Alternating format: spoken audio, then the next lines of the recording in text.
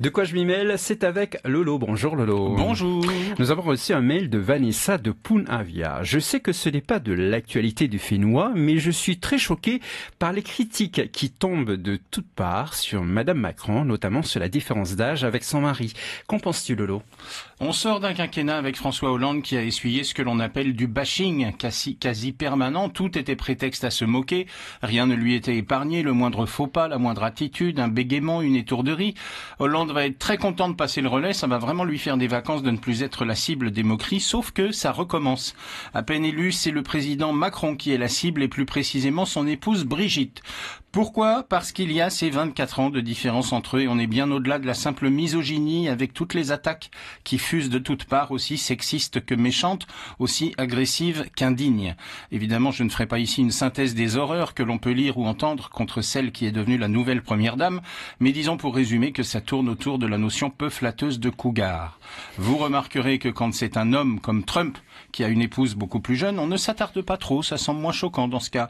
Et pourtant, entre Donald et Ivana, il y a le même écart d'âge. Brigitte Macron qui va faire une très élégante première dame avec beaucoup de classe, un petit air de Jane Fonda et de Mireille d'Arc. Oui, l'histoire du couple Macron est singulière, mais sans doute un amour plus profond entre eux et durable que les deux précédents présidents.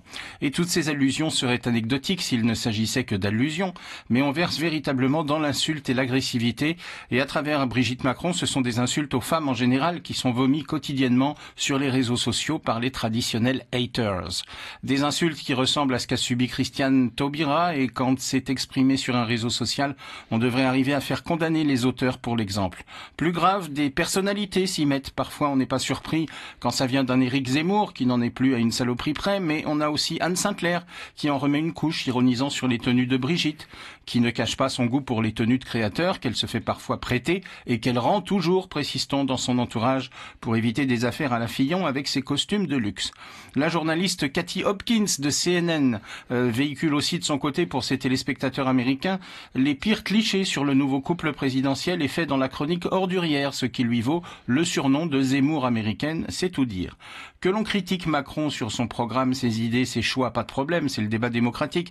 Que l'on tente des plaisanteries, pourquoi pas, à condition que ce soit drôle et humoristique. Sauf que là aussi, c'est pas donné à tout le monde. Même Stéphane Guillon s'est planté récemment en plaisantant sur la mort de la mère de Nicolas Dupont-Aignan.